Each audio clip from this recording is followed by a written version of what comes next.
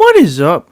Hopefully you guys are having a wonderful day. Back with some Resident Evil 5 gameplay, and it is officially the 15th year anniversary of Resident Evil 5's release. And once again, it makes me feel old. But nonetheless, I thought it'd be a good time to make a series of videos talking about how I personally, now a lot of people might not agree with this, but I've always felt really strongly about this. But as much as I have enjoyed Resident Evil 5 and I do like it, I do believe, in my honest opinion, that it is the most botched Resident Evil title, major Resident Evil title of all time. And I couldn't do it justice in this doing it in one video, so I broke it up in multiple videos because I wanted to analyze and point out one specific thing in particular impossible. So these are a series of videos I'm going to make talking about why I think Resident Evil 5 could have been the most emotional and just satisfying tale in Resident Evil up until that point, but ultimately botches it harder than the ending of Starcade 97, because man, it is frustrating to see how many things were in place that they could have executed so greatly, but unfortunately, as I always like to say, the operation was a success, but the patient still died. So in this video, I'm going to focus on part 1, which will be talking about Jill Valentine. Jill Valentine, well, I don't mind her role in the game. It's just they could have done so much more with it. And I feel like they just really messed up executing the whole emotion of it. I mean, they failed Jill so bad, it was already doomed before the game even came out in terms of what they were trying to do with Jill. So without further ado, here are my reasons to why I believe Jill Valentine's role and story in Resident Evil 5 was so severely botched. And we're going to start with number 1. Welcome to Africa. Yeah, the marketing. The marketing really botched this bad. I mean, this was already ruined before the game even released. Do you remember the marketing where it basically had Jill's death a big part of Resident Evil 5, showing her tombstone? I remember I had the magazine ad with it. But let me ask you a question. Who in the world honestly believed Jill was going to die just by that alone? If you're going to have someone die, you never want them to know about it. You want it to come and catch you off guard. You don't just blatantly show it. No one honestly believed Jill was dead. Not to mention the one trailer they had at the very last second or two where they showed a split scene of Jill in some cryogenic tube or something. So what was the whole point of building up this whole scene of Jill's inevitable death? No one was going to buy that. If you didn't show any of that stuff, you didn't market it, and it just happened naturally in the game, maybe people would have bought it more, but no one was buying that. That's the problem with this. It was ruined before it even came out and released, and that's pretty bad. But nonetheless, we got to move on to part 2. You don't have to get touchy. Let's go. Yeah, I think a lot of people will agree on this one. Lost in Nightmares should have been the very beginning of Resident Evil 5, not DLC after it launched. I think if you had this as the beginning and you did the marketing the way I suggested, not having any inclination of Jill possibly dying, you would have had such a more impactful effect on the game emotionally. I mean, just imagine know anything about Jill dying and you just saw trailers of the game with, playing alongside Jill in the mansion and playing alongside Sheva, this newer character in Africa. You'd be wondering, well, did maybe change missions or not, or maybe Jill went somewhere else. Then you play with the whole prologue of Lost in Nightmares and just the shocking conclusion, the end of this. I can only imagine how players would have felt at that point in time playing this for the first time. It would have been so much more emotional, so much more impactful, and it just makes you want to go on a time machine and go back and just ask Capcom, what in the world were they thinking? Like, how can you botch this so often? Now on to part 3.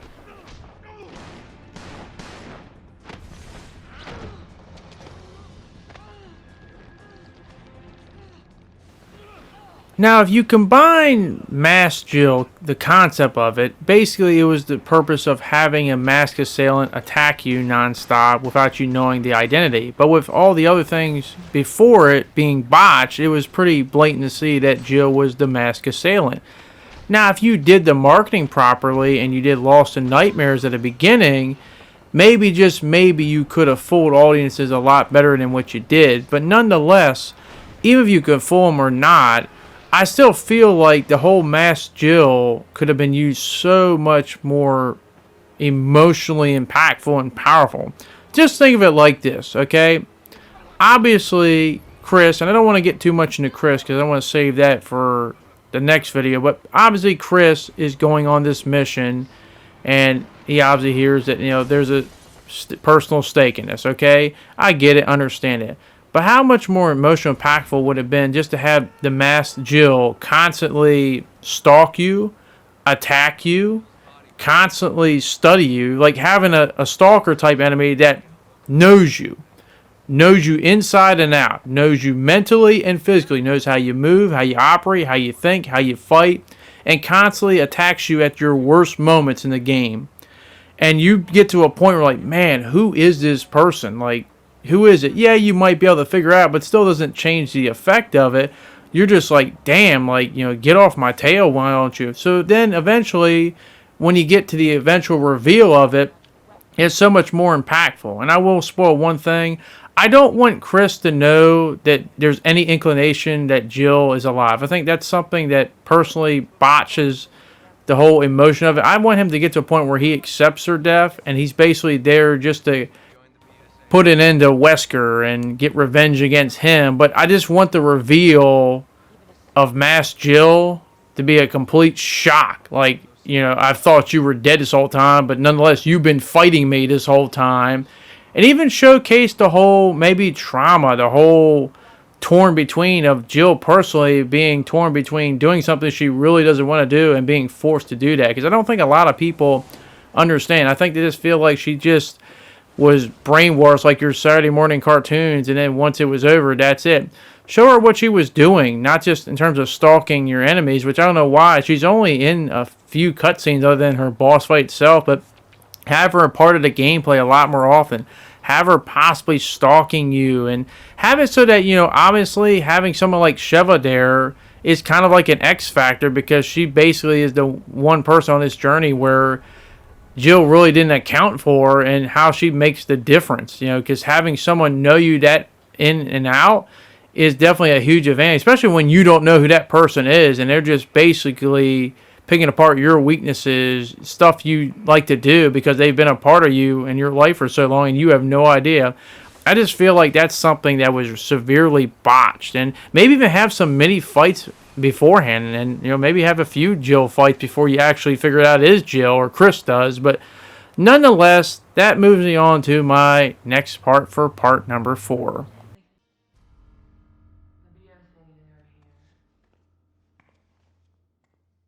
Show more of a dynamic between Wesker and Jill. I mean, they barely have any screen time except for the initial fight, but I could have seen Wesker instantly taunting Chris over Jill, how you let someone else die without him inadvertently knowing that she's technically not dead and she's been attacking him the whole time. I could just see Wesker really digging the knife deep, since he obviously has a deep personal hatred against Chris. I just feel like it's a huge emotional missed opportunity for him to just constantly taunt you. Just imagine if you honestly didn't know that Jill was the masked assailant and Wesker keeps bringing it up and you're just getting mad and mad until the initial reveal that, oh, shit, we've been fighting Jill this whole time. We didn't even realize it, and Wesker was using her. I mean, Wesker is one of the all-time great villains. I mean, would you really put it past him to not do anything he can to torture poor Chris? But now I'm going to move on to my next part in part 5.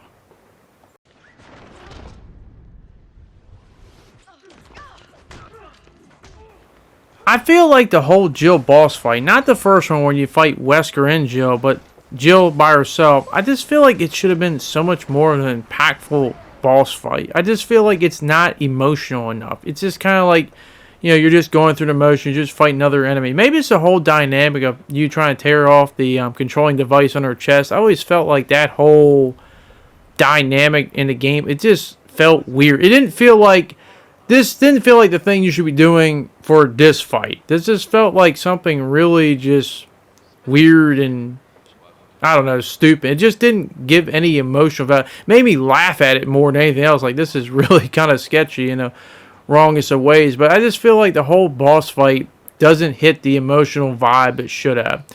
This should have been like one of those fights where you don't really want to do this at all, But unfortunately, you're going to have to. And I never really got that feeling. I just got the feeling of, damn, like, it'll be over when it's over. And hopefully it's over sooner than later. But nonetheless, maybe it's all the execution of stuff beforehand that kind of added to me feeling that way. Maybe if I had stuff beforehand done right in the other parts, I wouldn't have felt so bad about it. I don't hate the fight, but I just feel like it's just another fight, and it shouldn't be just another fight. It should be the fight. It should be the fight you never thought you would ever have, but it's just kind of brushed aside. I don't feel like people talking about the boss fight between Jill as an iconic moment as it should have been, because no one ever expected in their wildest imaginations you'd ever fight Jill in a boss fight. Well, it's Chris fighting Jill of all people, but nonetheless, we now are going to move on to the next part.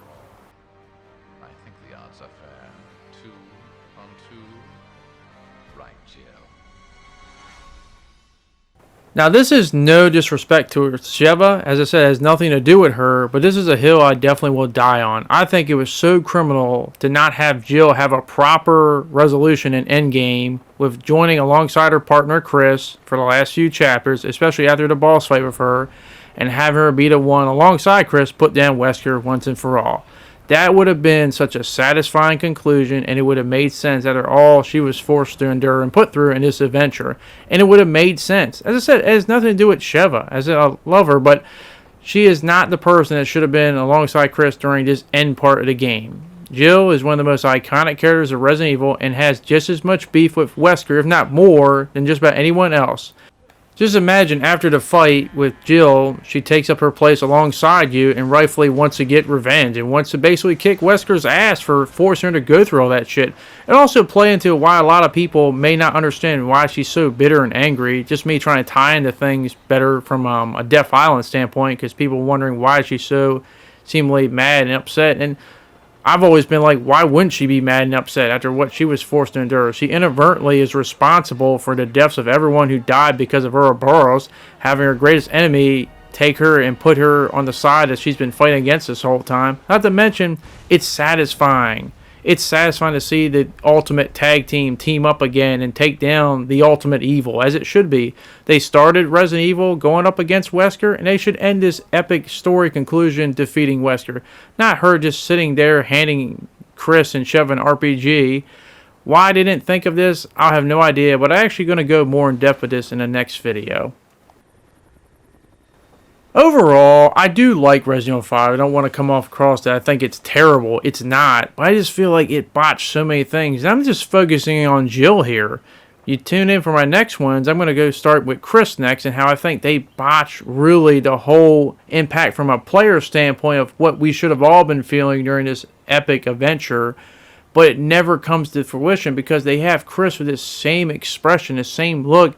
And it's frustrating because if you know me, if you checked out my past videos, you know what I'm talking about, how Chris should have acted, because he's done this in another game, just not the right game. But nonetheless, that is my opinion. I want to hear your guys' opinion. Do you feel like Resident Evil 5 botched the whole emotion and setting up and payoff of Jill's adventure in Resident Evil 5? Let me know down in the comment section down below. But thank you very much for watching. Hopefully you guys did enjoy this video, and hopefully I can see you guys back in the next one. Thanks, and I'll see you all later. Peace.